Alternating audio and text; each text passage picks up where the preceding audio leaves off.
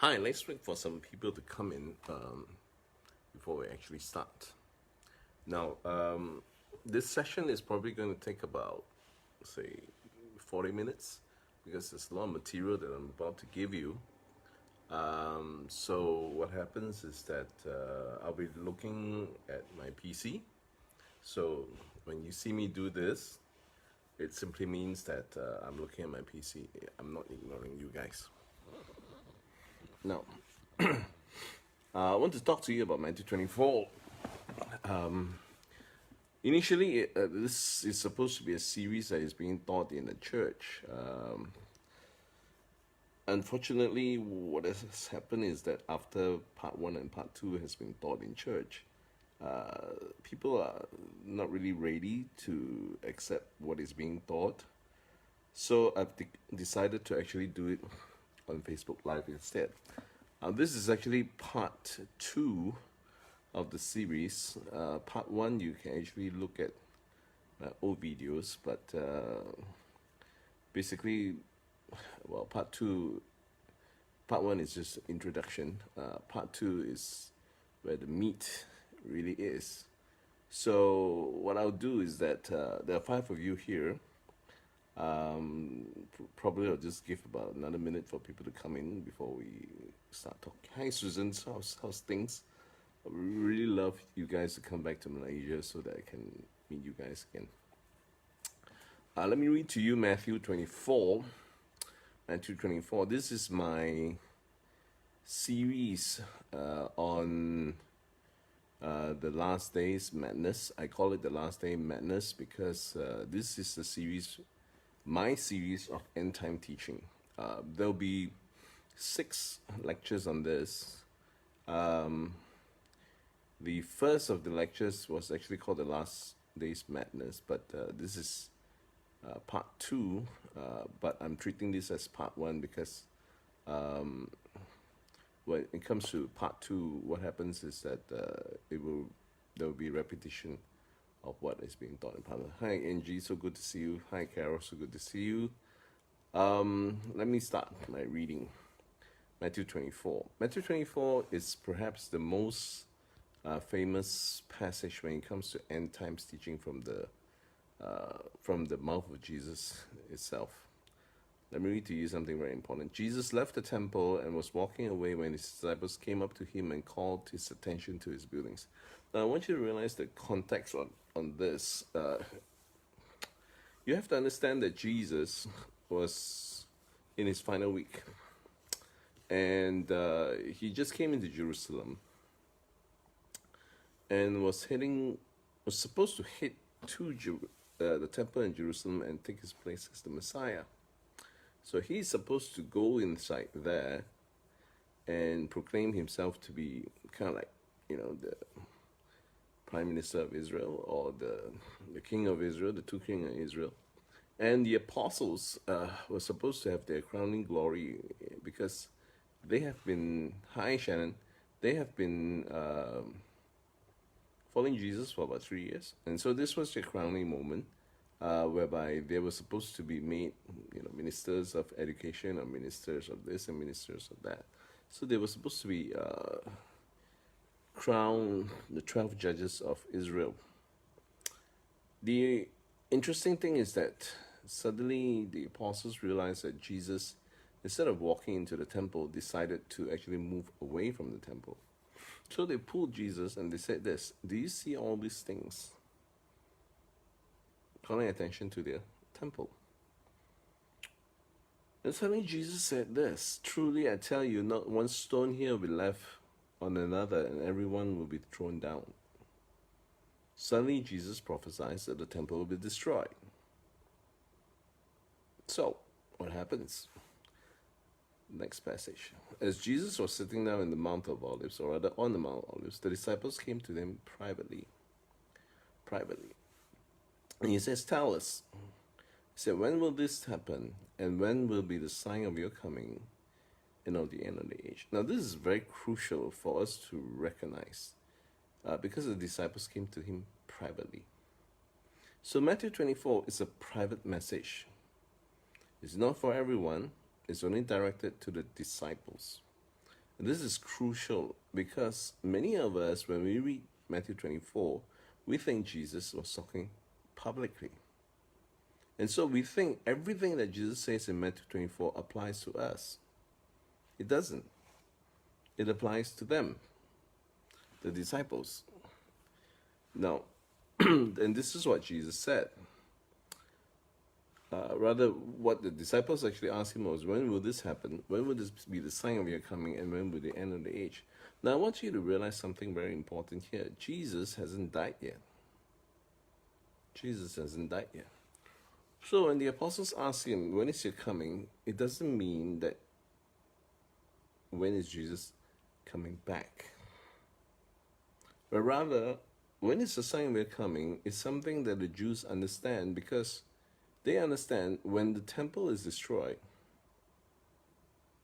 it's the time where the era of Moses ends and the era of the Messiah begins, because the Messiah himself will be the temple. You can read about this in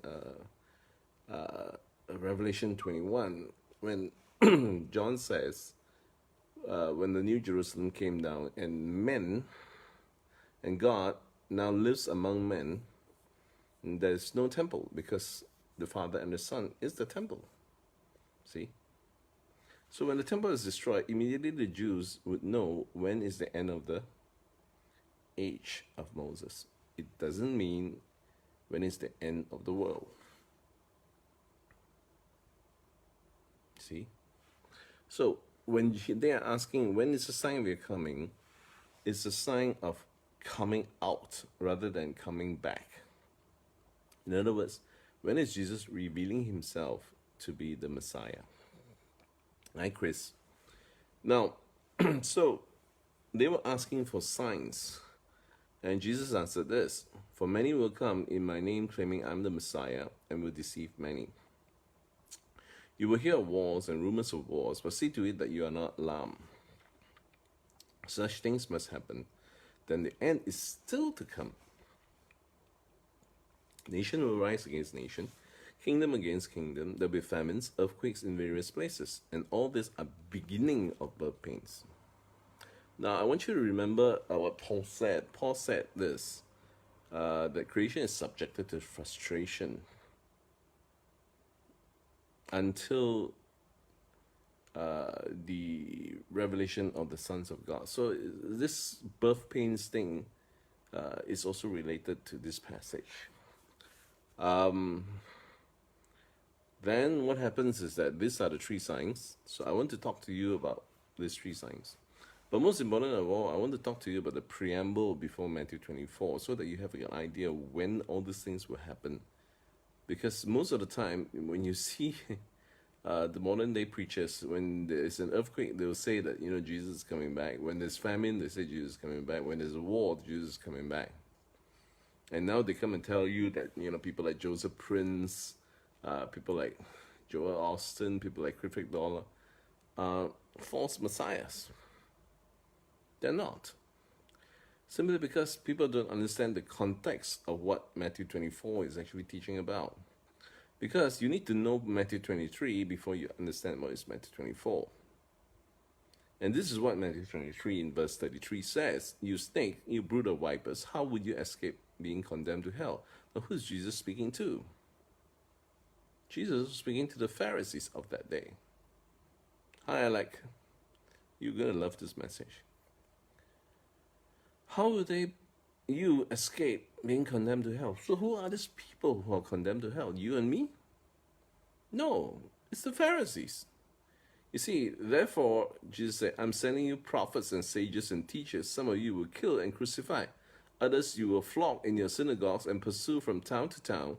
And so upon you will come the righteous blood that has been shed on earth, all the way from Abel to Zechariah. Now, when you read your your Old Testament, you will realize that it starts from Genesis, it ends with Malachi.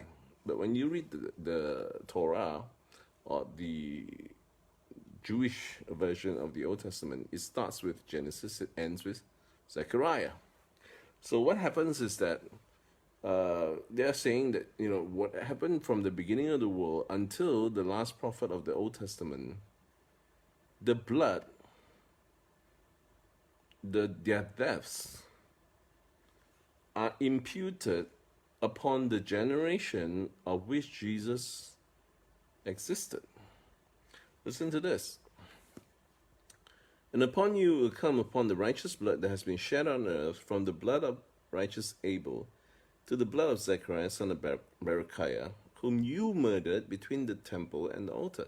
And truly I say to you, all these things will happen on this generation. Hi Elena, good day. Day House, Philippines, send my regards to Pastor Paul and your lovely wife. So you begin to realize Matthew 24 is not about today, it's about their day. And verse 37 says this, Jerusalem, Jerusalem, you killed the prophets and stoned those I sent you. How often I have longed to gather you as children, as a hen gathers her chicks under her wings, but you're not willing. And he says, look, your house is left desolate unto you. Now this house is the temple that Matthew 24 is talking about. You remember how I started the message? I said the message was about the temple being thrown into ruins. And Matthew 23 speaks about their house, which is in Jerusalem. And the temple is on the mountaintop, and it's the house of the Lord. See? So when is Matthew 24 going to happen? The answer is this, in their generation. So it's not about you, it's not about me. That's the first thing. Now, let's look at the three signs. False Messiah,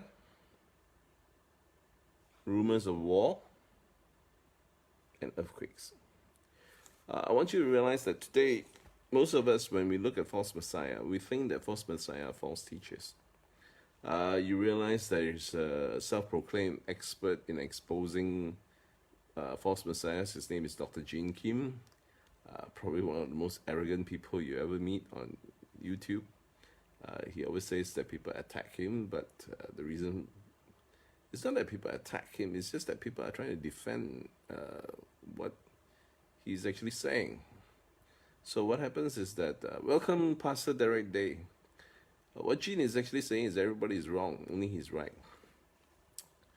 But you have to understand, the concept of Messiah is totally different in those days. The concept of Messiah is actually a freedom fighter. What happens is that the concept that people had of Jesus was also very different. He wasn't supposed to be a person who freed people from their sins. He was supposed to be a person who freed people from the Romans. I'm so glad Pastor Derek Day is here today. I love what he teaches, especially now. And he's basically going through some of the attacks that I'm going through. So what happens is that we have become kindred brothers. But let me share something with you. 1 John chapter 2 verse 18 says, Dear children, this is the last hour, and you have heard the Antichrist is coming. Even now, many Antichrists have come. So I want you to realize that even at the time of John, there were many Antichrists. There were many false messiahs. In fact, Josephus records for us there are 120 false messiahs at the time. False Jesuses. Now, let me show you some of them. The problem with many Christians is this. When you refer them to books like Josephus and writings of Tacitus and Eusebius, they come and tell you, oh, these people are non-Christians, despite the fact that they are historical writers. And so what happens is that they say, look, we only want to know what is in the Bible. So there are many false messiahs. I'm going to give you 4. And all these 4 actually appear in your scriptures. The first one is called Simon. Not me, but Simon the magician. And he appears in Acts chapter 8, verse 9 and 10. You will realize and you will recall he's the one who wanted to pay Peter a sum of money to buy the Holy Spirit. Let me tell you what Justin Martyr actually tells you about this guy. Justin Martyr and Irenaeus, which was an early church father, record that after being cast out by the apostles, Simon the magician went to Rome and joined himself with a profligate woman named Helen. And he appeared to the Jews. Listen to this. As the Son. In Samaria, he appears as the Father. And among the nations, he appears as the Holy Spirit. The Holy Spirit. Now, he performed such signs by magic acts during the reign of Claudius, which is, I think, probably the emperor just before Caligula and the emperor after Tiberius. And he was regarded as a god and was honored with a statue on the island of Tiber with the inscription, Simone Dio Sancto, to Simon the Holy God. To Simon the Holy God. It's incredible, right? Now listen to this, okay? Acts chapter 5, verse 34-39 introduces to you another false Messiah. This is what it says. But one member, a Pharisee named Gamaliel, who was an expert in religious law and respected by all the people, stood up and ordered that the men be sent outside the council for a while. Then he said to his colleagues, "Men of Israel, take care what you are planning to do to these men. Some time ago, a fellow called Thaddeus, who pretended to be someone great, and there was about 400 men who joined him, and he was killed, and all his followers went various ways. The whole movement came to nothing. And after him, at the time of the census, there was Judas of Galilee, another false Messiah. And he got the people to follow him, but he was killed too, and all his followers were scattered." Now, listen to this. This is what Josephus said about this guy called Thaddeus. It came to pass when Cupius Fadus was a procurator of Judea, a certain charlatan, a charlatan is a con man, whose name was Thaddeus, who persuaded a great part of the people to take their effects with them and follow him to the Jordan River, for he told them he was a prophet and that he would, by his command, divide the river and afford them an easy passage over it. So he said he could part the Jordan River. And he said he was a prophet. He was the Messiah. Now, many were deluded by his words. However, what happened was that Fadus did not permit them and make an advantage of his wild attempt. It sent troops of horsemen out against them, and what happened was that many were killed. Many were killed. So they took Thaddeus alive, cut off his head, and carried it to Jerusalem. And this is recorded in Acts chapter 5, verse 34. So today, many people come and tell you, look, there's false messiahs, and those passages are written for today. No, they are written for the time which was recorded in the book of Acts.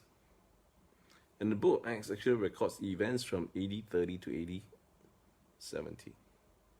Now, it's also very interesting. Today, I was watching a television program by this gentleman called Morgan Freeman, one of my favorite actors. And the program is called Search for God. And he was doing this thing called the Apocalypse. And what happened was that he was talking about a group of people called the Assyrians, and they live in the desert because they believe that there will be a war between the children of light and the children of darkness. And interestingly, you know how long is that war? According to their prophecies, 40 years. AD 30 to AD 70. And true enough, in AD 68, what happened was the Romans came and massacred them. Now, a lot of people come and tell people like us, talk about people like us, AD 70 teachers, as heretics. They don't even know half the things we are talking about, because they have no idea of what happened in the history. They have no idea of what I'm about to teach you. Now, I just told you about this guy called Thaddeus. All right, then I mentioned a guy called Judas of Galilee. Let's look at him. Before that, what happens is that I want to show you something which is more interesting. And this is what it says. But the Jews were afflicted by a greater plague than this by this person called the Egyptian false prophet. Now, this is from Josephus. Okay? For this appeared in the land an impostor who aroused faith in himself as a prophet and collected 30,000 of those men he had deceived and led them from the desert to the so-called Mount Olives, whence he was appeared to, when he was prepared to enter Jerusalem by force and to overpower the Roman garrison and seize the government of the people, using those who made the attack with him as bodyguards. But Felix anticipated his attack and went out to meet him with the Roman legionnaires, and all the people joined in the defense. So that the battle fought, the Egyptian fled with few followers, but most of them were destroyed and taken captives. Now, so this guy called the Egyptian prophet, actually deceived many people to follow him, to try to enter Jerusalem.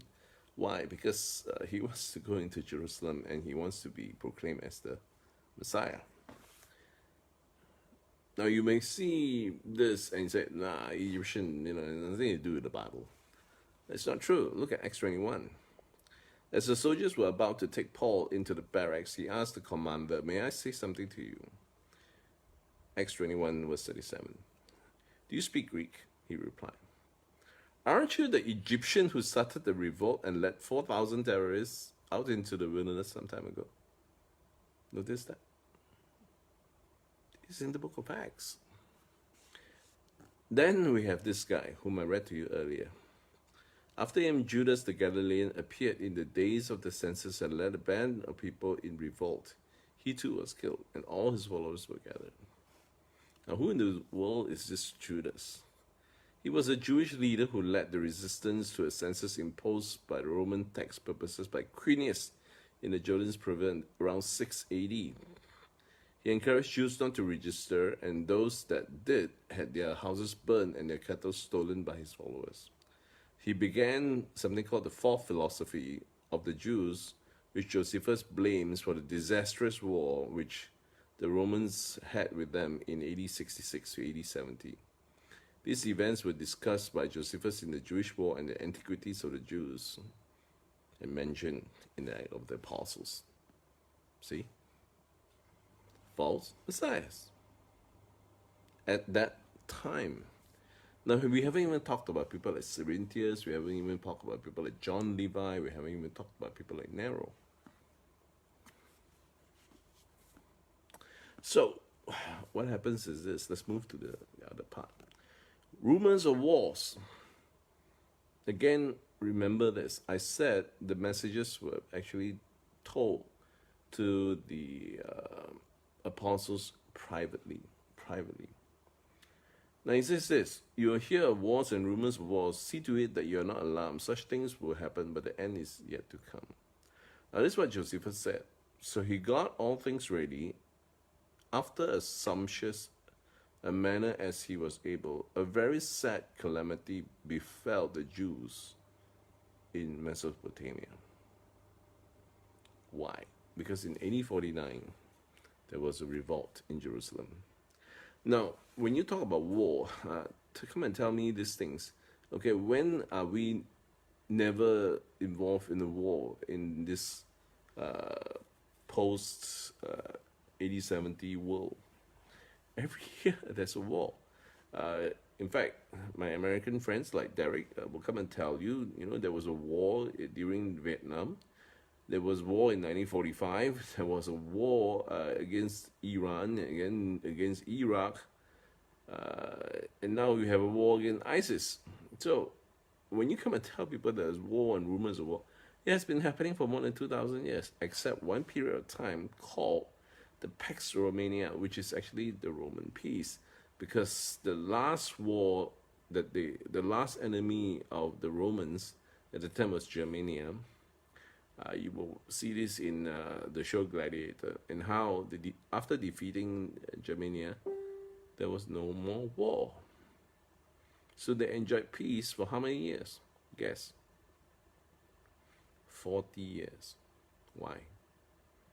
Who was walking around the earth at the time? Jesus. So when he was on earth, there was no war at all, because he's the Prince of Peace. So you begin to understand that when it only makes sense when you talk about wars and rumors of wars during that period of time. And we already told you that Judas the Galilean was the person who was responsible in starting this war in AD 66, AD 70.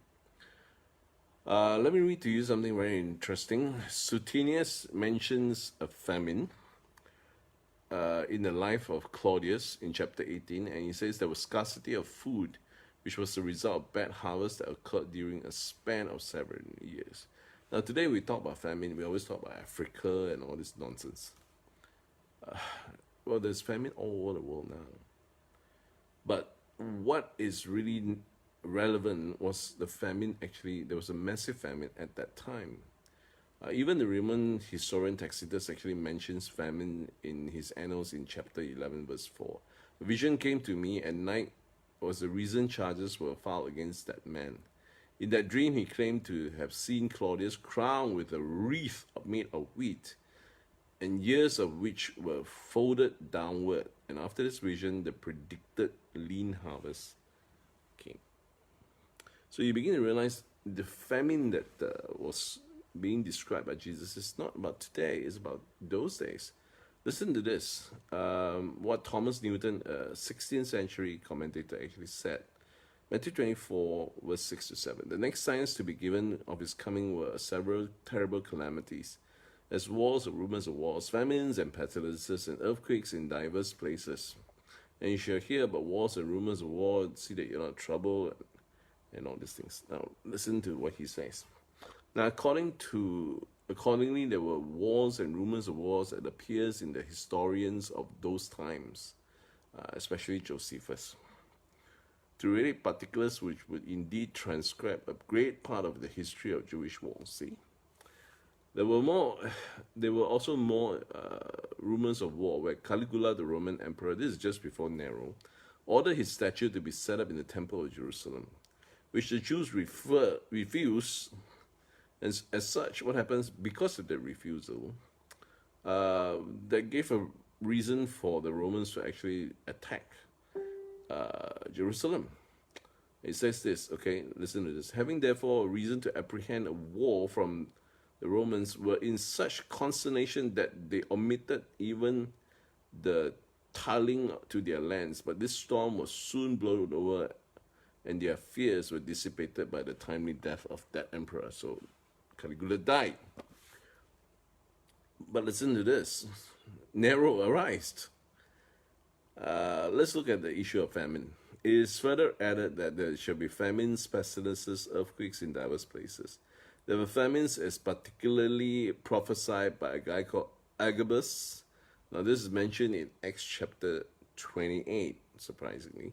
And Centenius and other profane historians referred to by Eusebius, which came to pass in the days of Claudius Caesar, was so severe at Jerusalem, and as Josephus saith, many perish for the want of virtues, and pestilences, for these are the usual attendants upon the famines. So what happened was that there was this great famine due to the negligence of Claudius.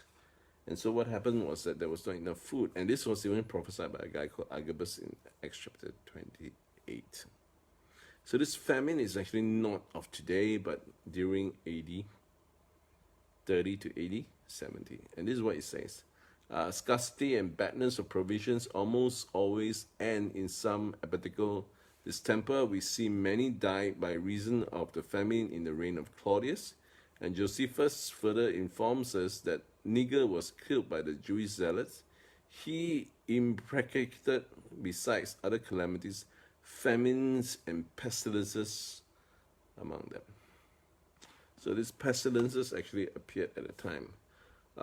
Acts chapter 11, verse 27 to 28, Agabus was one of the group of prophets who traveled from Jerusalem to Antioch. In fact, Agabus received the gift of prophecy and predicted a severe famine, which the author of Acts occurred during the reign of Roman Empress Claudius. This is what it says in verse 27. During this time, some prophets came down from Jerusalem to Antioch. One of them called Agabus, stood up and through the Holy Spirit predicted a severe famine that was spread over the whole Roman world, and this happened during the reign of Claudius. See? Now, what's the next sign? The next sign is earthquake. And we recently had an earthquake in Japan, just about a couple of days ago. And we also have earthquakes all over the place. So every year, when there's a massive earthquake, people will say Jesus is coming soon. That's not true. In fact, this is what Josephus said. Earthquakes happen in diverse places, as particularly in Crete in the reign of Claudius. It was mentioned by Philostratus in the life of Apollonius, and they were also mentioned by Philostratus. Earthquakes actually happen in Samaria, Miletus, Chios, and Samos.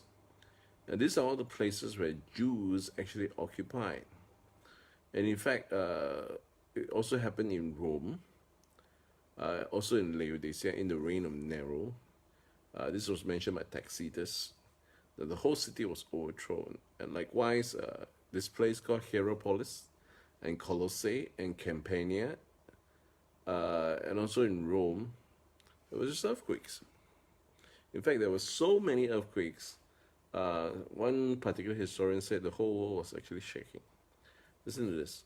For by night there broke out a most dreadful tempest, of violent strong winds with the most vehement showers and continual lightnings, and horrid thunderings and prodigious bellowings of the shaken earth. And it was manifest that the constitution of the universe was confounded for the destruction of men, and anyone might easily conjecture that these things portended no common calamity. Now, this is from the prophecy of Matthew, dissertation XVIII, for those of you who like to have materials to read.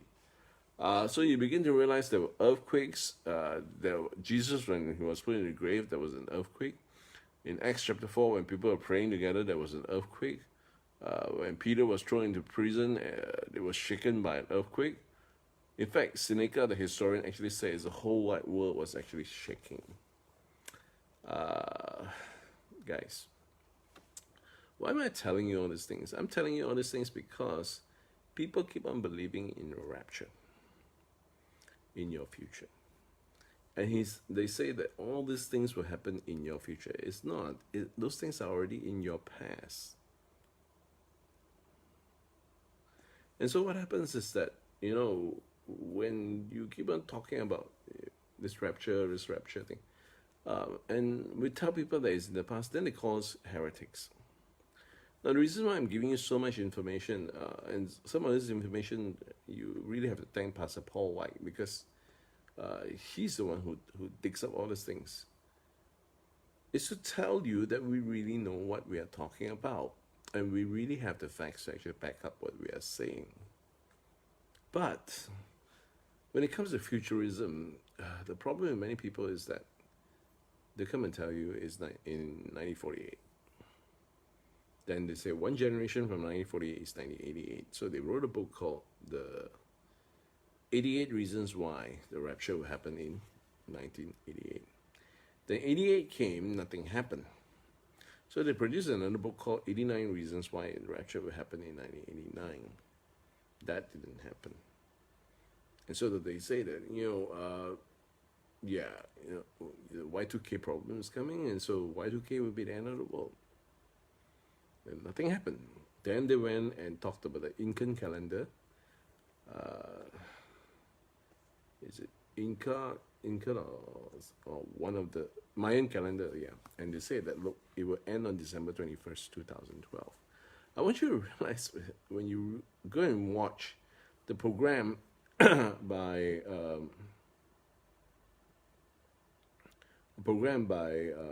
Morgan Freeman about the apocalypse. The expert there actually says that, look, it's not the end of the world, but it's actually a beginning of a new cycle of the world. And he says this, do you know, what he said? He said the world will never end. And that's quite what scriptures are saying, a world without ending.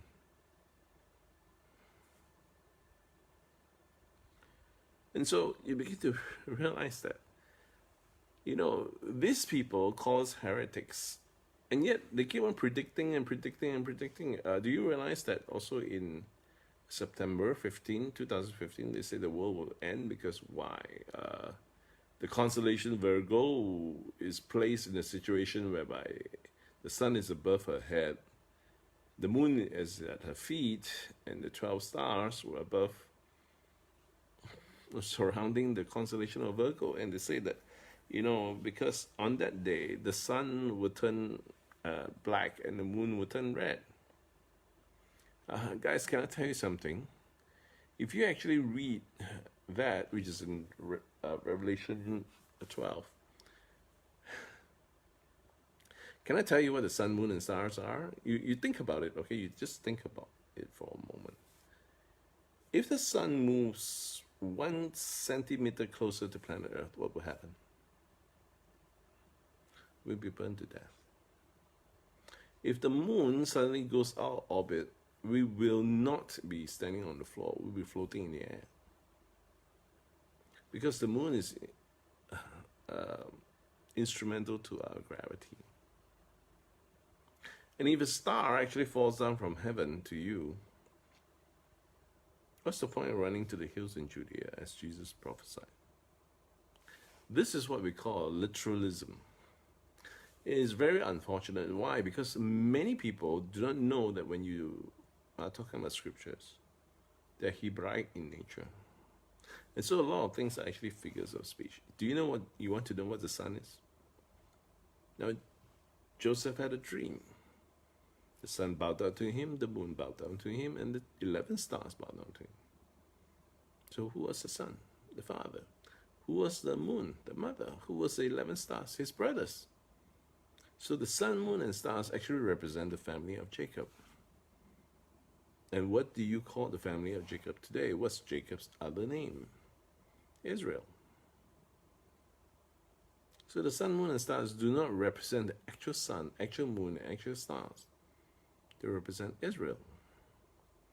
Now, some of you may have a lot of difficulty trying to understand this. This is because you don't understand something called poetry. Like, for example, when you love somebody, or you were chasing after your girlfriend or something like that, what do you call them? You are my sunshine. You are my stars and my universe.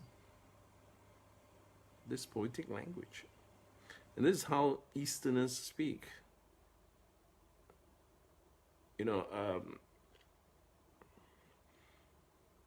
Another one. We Chinese always have this saying, why are you so stupid? But when we say in Chinese, we say, 拐叫你咁蠢. In other words, why does the devil make you so stupid? So when we introduce the element of the devil, it's not there. It just means it's your own evil desire. It's so dumb. What made you so greedy? It gets lost into translation, especially when the Westerners try to understand what happens to how the Easterners speak. And so they introduce the element of the devil, which doesn't exist. So you begin to understand that I'll give you one final one, and we close here. Many people think that, after the second coming of Jesus, what happens is that there'll be this huge city in the size of New York, and it will come down from heaven, and it will land straight on earth. Guys, let me ask you a question. Do you believe that heaven is a city in the skies? Unfortunately, many people do. Now, if that is actually real, can I ask you something? Why hasn't the people from Apollo 11 or to 13 tell you where it is? Why hasn't Yuri Gagarin actually tells you where it is?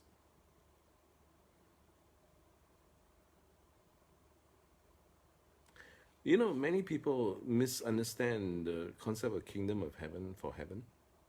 Do you know even in the NIV, not even a single verse is there to tell you that when a person dies, he goes to heaven. But there are so many verses that come and tell you that you can enter the kingdom of heaven. The problem with many people is that they think the kingdom of heaven is actually heaven. A few years ago, there was a movie called Kingdom of Heaven by Orlando Bloom, and it was directed by Ridley Scott. And the whole movie there is about trying to conquer a city called Jerusalem. My dear friends, the kingdom of heaven is not heaven. Rather, the kingdom of heaven is the kingdom of the new covenant. The new covenant is heaven to the Jews. It's not an actual celestial city that is floating in the sky. There is one. It's not in this universe, but in a place, in a galaxy far, far away, once upon a time. It's called Bespin. That's where Lando Calrissian is. That's not the heaven of our understanding. Let me read to you something very interesting. Revelation 21, verse 19 to 20 talks about the walls of Jerusalem, this new Jerusalem that comes down from heaven. And this is what it says. The foundation of the wall, the city, were adorned with all kinds of precious stones. Listen to this. I want you to remember this, okay? The first foundation was jasper. The second was sapphire. The third was chalcedony. The fourth was emerald. The fifth was sardonyx.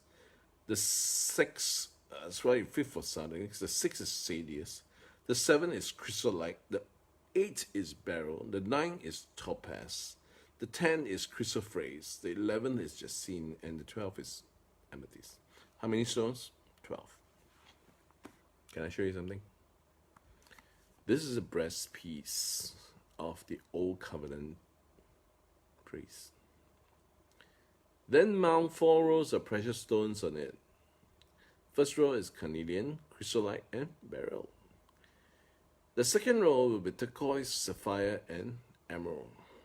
The third is jacinth, agate, and amethyst. The fourth row is topaz, onyx, and jasper. Mount them in gold filigree settings. There are to be 12 stones. Wall of Jerusalem, let me read to you. Jasper, sapphire, chalcedony, emerald, sardonyx, sardius, chrysolite, beryl, topaz, chrysoprase, jacinth, and amethyst. I'm using different translations. But basically, the thing is this. They are the same stones. They are the original infinity stones, which was found in the breastpiece of the high priest. The wall of Jerusalem carries the same stones. It doesn't mean that it's an actual city. It's a figure of speech. It basically is this, the new priesthood. The new priesthood. You see, the problem with many people is that in those days, what happened was that there was a high priest and there were many priests. And only the high priest gets to wear the infinity stones on his breastplate. On his breastpiece, and it only covers the heart, whereas walls covers every part of you. And now what happens is that the Bible says this, when Jesus appears, we will be exactly like he is. For, Joseph Prince always say this, as he is, so are we in this world. We are exactly like our high priest. That's why we have the same stones embedded into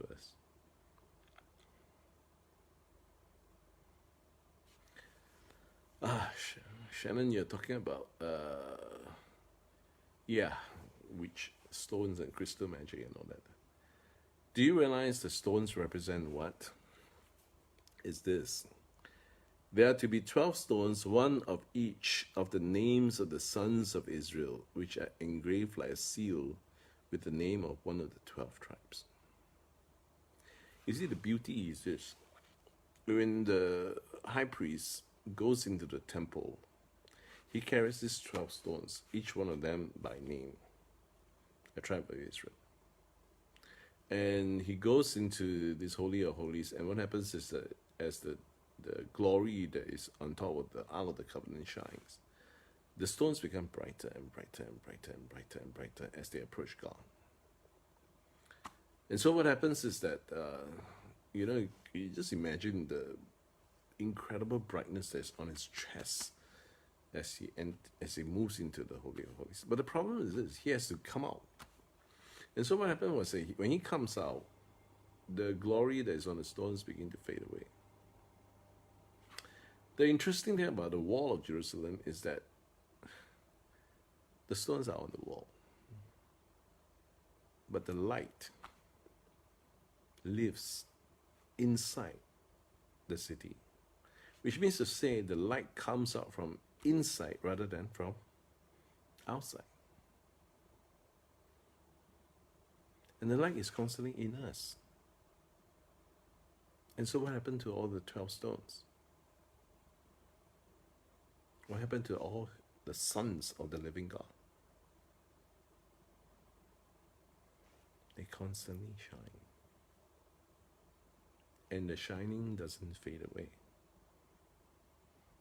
Now Paul says, the ministry of the law, glory fades away. But the ministry of the righteousness by grace has an everlasting glory. You see, when you understand the scriptures through literalism and futurism, your glory fades. But if you understand things from a new covenant mentality, your glory lasts forever and ever and ever.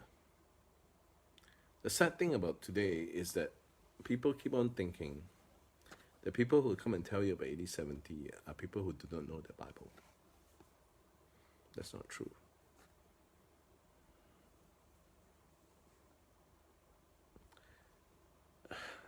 If you don't believe me and you think that the city of Jerusalem is actually an actual city, read Galatians 4. It talks about Hagar, and Hagar represents the present city of Jerusalem.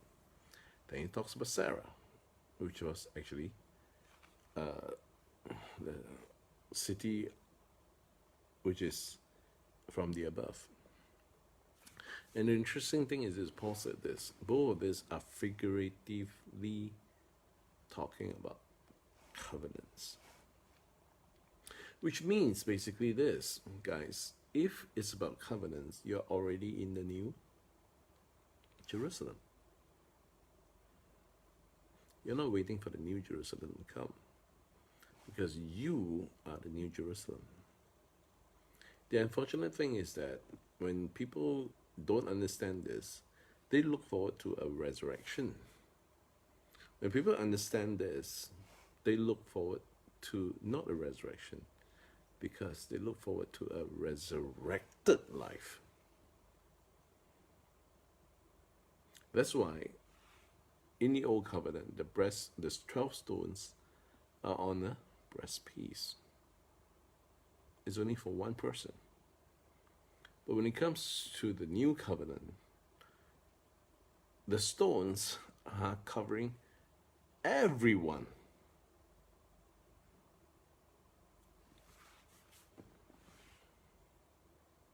Isn't that fascinating?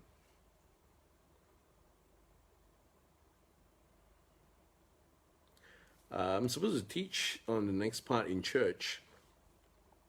Hi, Brad. Now only you come. I suppose what I'll do is I'll upload it, and then I will save it, and then you can watch it. I haven't touched on the questions you were asking me, so probably I'll do it another day. But this Sunday I was supposed to preach about the abominations of the desolations and what it means to be coming in the clouds. I'll just do it instead in church. I'll do it live from where I am, and hopefully what happens is that we'll learn something together. Okay? Cheers. Bye.